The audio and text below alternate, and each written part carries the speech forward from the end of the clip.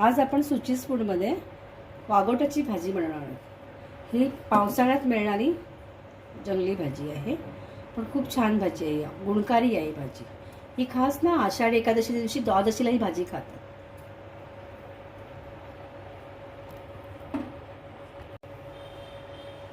ही बघा भाजी मी धुतलेली आहे छानपैकी। आता हिला कापते। हे साईडचं टोकं खूप कवळी भाजी आहे ही बघा, अशा बिया असतात आतमध्ये, काही कवळ्या आहेत। धुवून असेल तर आपण काढू शकतो।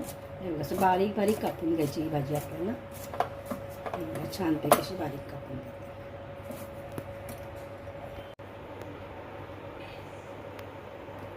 कढई मी आता गरम करायला ठेवले। आपल्याला तेल जरा या भाजीला जास्त लागतं। बघा 2 कढई घातल्याचं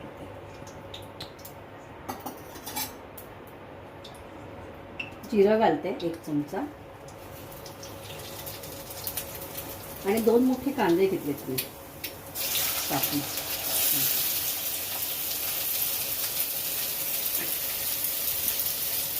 हिरवी मिरचीचा ठेचा आहे 1 मोठा चमचा, आणि 10-12 लसणीच्या पाकळ्यांचा। तर छानपैकी आपल्याला परतून घ्यायचं।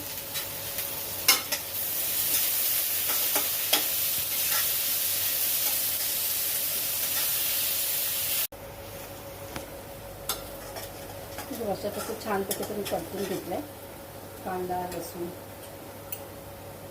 आता चवीपुरतं मी मीठ टाकते, शेंगा मीठ आहे हे माझ्याकडे।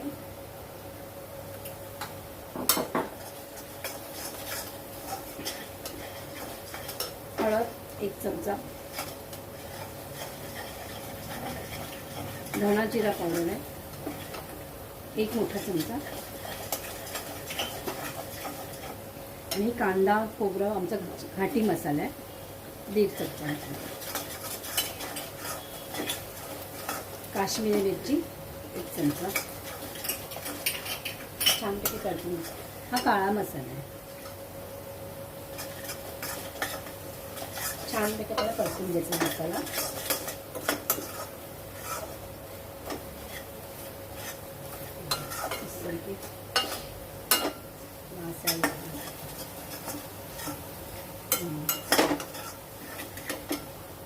आता ही आपल्याला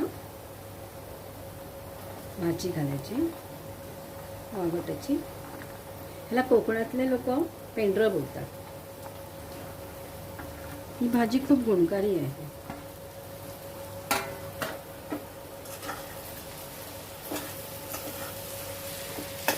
परतून घ्यायची आपल्याला, पाणी नाही घालायचं, वाफेवरच शिजवणार आहे मी ही भाजी।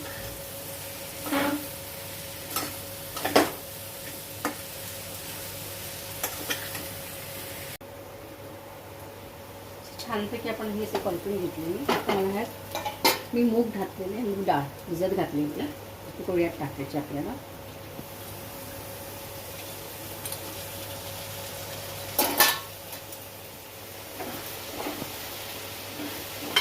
वाफेवर शिजवायची ही भाजी आपल्याला।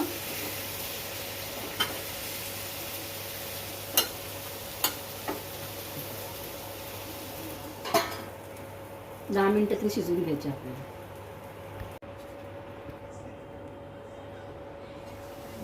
छान झाली, डाळ पण छान शिजले आणि भाजी पण शिजली।